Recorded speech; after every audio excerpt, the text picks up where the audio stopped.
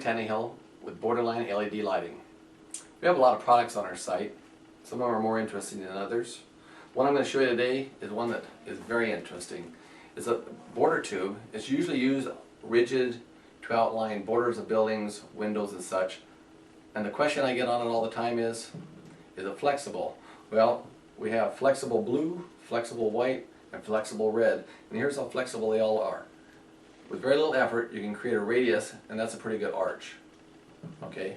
It's not to be bent sideways, it's to be bent on the mounting surface in that direction. And that's without too much effort.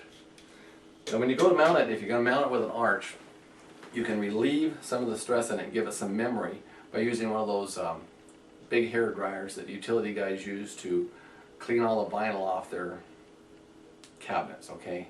Something like that. You relieve it, you give it memory, a little bit of arch, and when you mount it, and you mount it in the arch, you'd use probably a few more clips, and then you would also put a strap across it, especially towards the ends, to ensure that one day it didn't go boing and fly off and make everybody crazy. So you don't want to do that. But yes, it will flex in one direction, okay? And that's towards the flat surface. Some people will bend it the other way, but that's not too often that's done.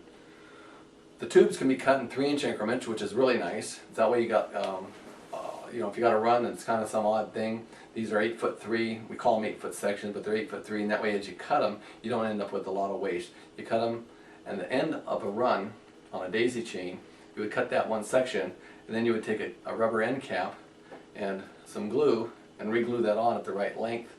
And if you do it at the very end of the run, then you don't have to worry about coming back in and soldering more lead wires onto it. Okay, it can be done, the lead wires can be soldered on, but if you don't have to do it, why do it? Now when the wires are connected, there's several ways. You can use twist nuts, or you can use what commonly called a jelly belly.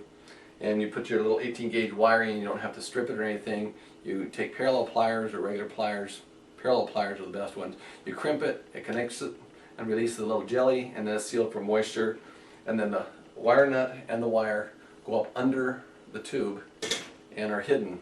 You put the two tubes together, especially if you have long runs, 20, 30, 40, 50 feet, you would make sure you had a little 1/8-inch gap between the two tubes. The reason for that is heat, contract, expansion, and shrinkage.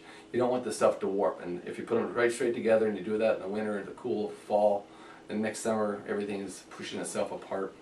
Another big mistake. No big deal. It's pretty easy to take care of. Just spread them out a little bit. Okay, a couple other things about this. It's got a year's warranty. It's a 60-watt power supply, will operate 32 feet of the red and 40 feet of the blue and the white. We have all the operating instructions. I'll send them to you. You can email me if you'd want to. There's a little, maybe if you like this border tube for bordering buildings and parameters and outlining signs. This is fabulous. But on my next video, I'm going to be demonstrating something else that's kind of interesting. It's a flexible tube that bends in all kinds of directions. Pretty nice. Have a lot of colors in it. You won't want to miss that tube. Thank you. I'm Larry Tannehill from Borderline LED Lighting.